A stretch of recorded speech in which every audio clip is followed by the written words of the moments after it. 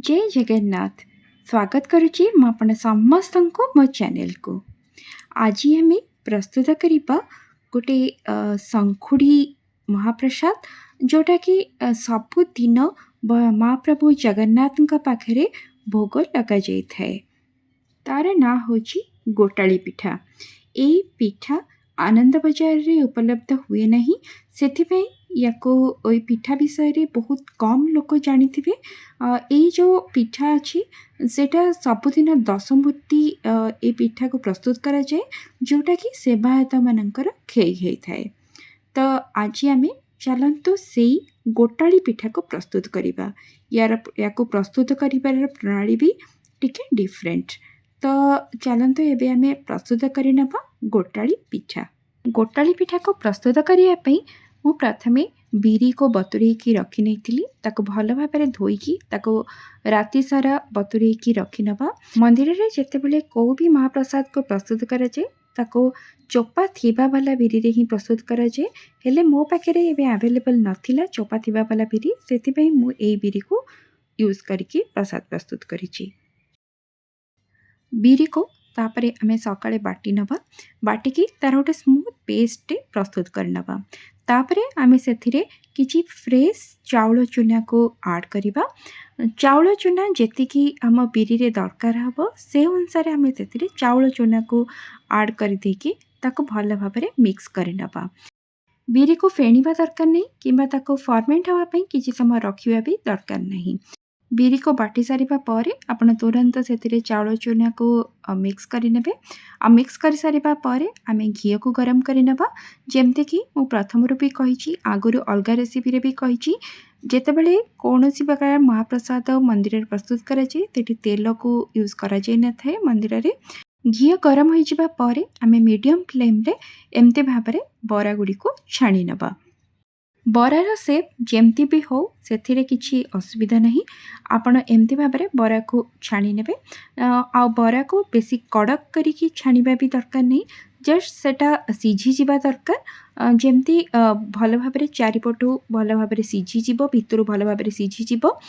आउ सिझी जिबा परे आमे बरा को एमती भाबरे बाहर करि नबा।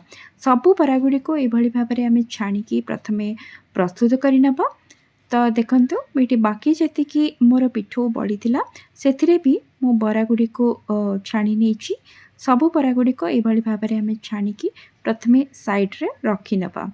तो तापरे बरा को आमे किछि समय ठंडा हवा पे छाड़िबा। पूरा ठंडा करिबेनी, जस्ट टिके उषुम उषुम थिबो सेही अवस्था रे आमे ताको गोटे ग्राइंडिंग जार रे ताको एमती भाबरे भांगिकी ताको ऐड करि नबा।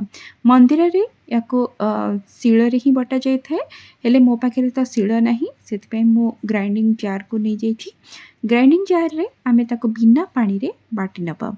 बाटिकी ए देखंतु एमती भाबरे तार बाटी सारिबा परे से जो बरार पेस्ट एमती भाबरे प्रस्तुत हबो। तापरे आमे सेथिरे गुड़ ऐड करिबा। आपणक पाखे जदि पानी वाला गुड़ अच्छी ताले ताको आपण ऐड करि परिबे, नहीं तो एमती भाबरे गुड़ भी आपण सेथिरे ऐड करि परिबे। जेतिकी मीठा पसंद से अनुसार आपण सेथिरे गुड़ को ऐड करि नेबे।